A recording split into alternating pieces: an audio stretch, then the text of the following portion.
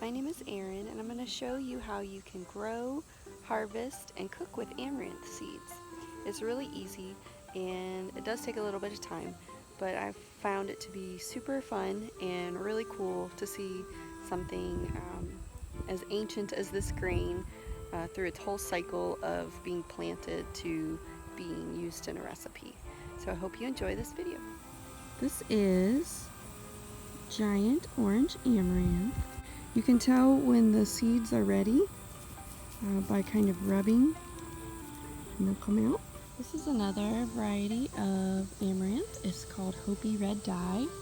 So you can use this, you can make a nice little solar dye with this. I haven't tried it yet, but it is on my to-do list. And this is the variety of amaranth that everyone is probably most familiar with. This is the uncultivated variety called pigweed. That grows as a weed in our area. Probably in your own backyard if you let it. Back here, that is a spike amaranth, I think. This can get really, really tall. I hope it gets a little bit bigger. When you're ready to harvest the amaranth, you can bring it inside and let it dry a couple days, and then the seeds will be ready to fall out. I cut little portions of the flower into sections, held them upside down, and gently rubbed my fingers to release the seeds onto a pan. All of those little seeds are actually ancient grains that have been used for centuries as a food source. Amaranth is something that has grown in Central and South America for a very long time and is used in lots of recipes. Another way to harvest the seeds is to put the flower heads in a brown paper bag and let them fall out by gently shaking into the bag. I really enjoyed this process of getting them out by hand, but it did take some time. And as the flowers dry, they become more brittle, so you may need to use gloves.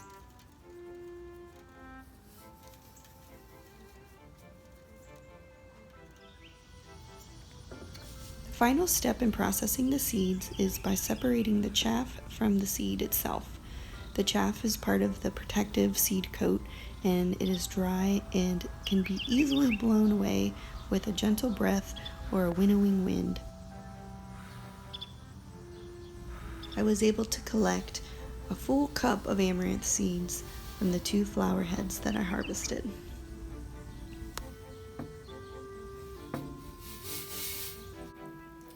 So we are going to pop some amaranth seeds today.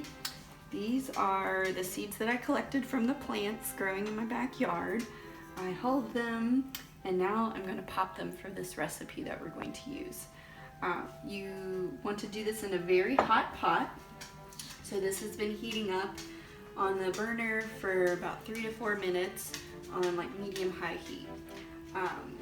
You want it to be nice and hot because when you put the seeds in there, they pop very quickly and you don't want them to burn.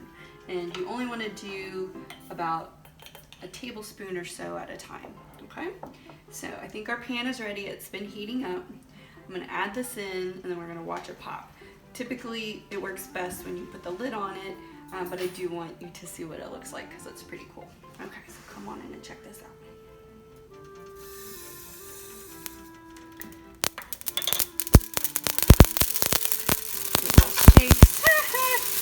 So that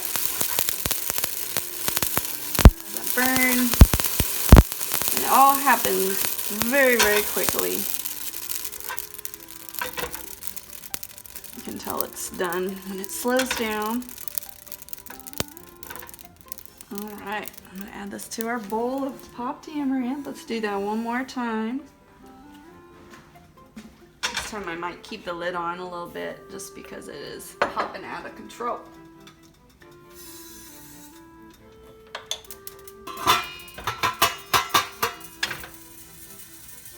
Very hot pot. You don't need any oil. Just let it heat up for a few minutes before you give it a go. You either can use a spoon or just kind of gently shake it while it's popping to keep it from burning and sticking to the bottom.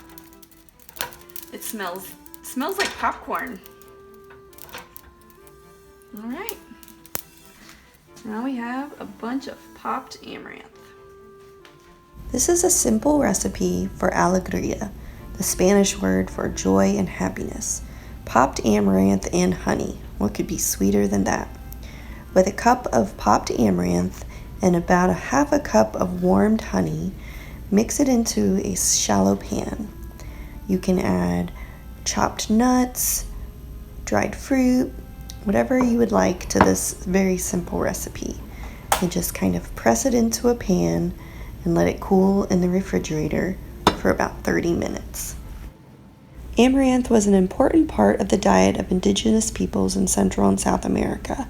Aside from food, amaranth was used as a currency and for ceremonial purposes. Amaranth has been cultivated as grains for thousands of years.